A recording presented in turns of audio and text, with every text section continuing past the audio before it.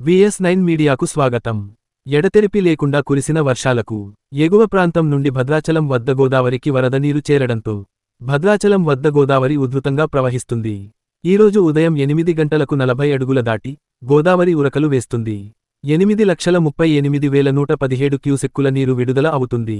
భద్రాచలం వద్ద గోదావరి ఒక స్టోన్ వార్నింగ్ లెవెల్ 43 ఫీట్.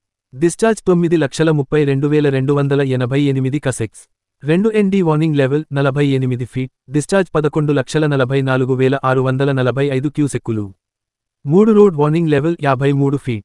డిశ్చార్జ్ 14,26,684 క్యూసెక్కులు. భద్రాచలం వద్ద 3వ ప్రమాద హెచ్చరిక దాటి ప్రవహించిన గత గోదావరి వివరాలు ఇలా ఉన్నాయి.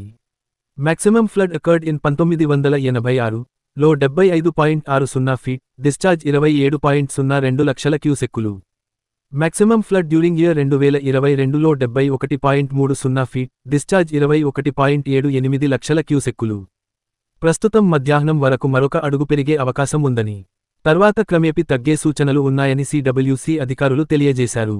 చూస్తూనే ఉండండి VS9 మీడియా అప్డేట్స్ కోసం.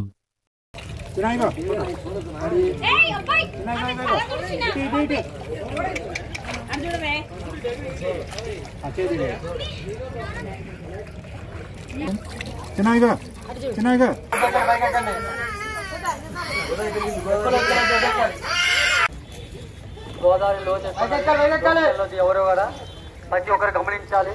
గోదావరి విరుగుతుంది. నీళ్ళు తెలుపుకొని అందరూ ఒడ్డెక్కాలి. అందరూ ఒడ్డెక్కాలి. మీరే చెప్పేది మీరు ఎక్కడ వెళ్ళి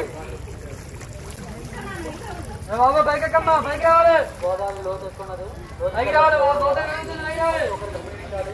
గోదావరి విరుగుతుంది.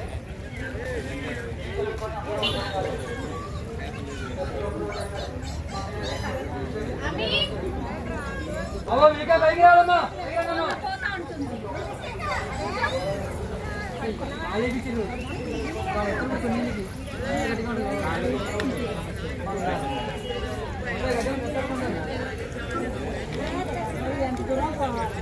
గోదావరి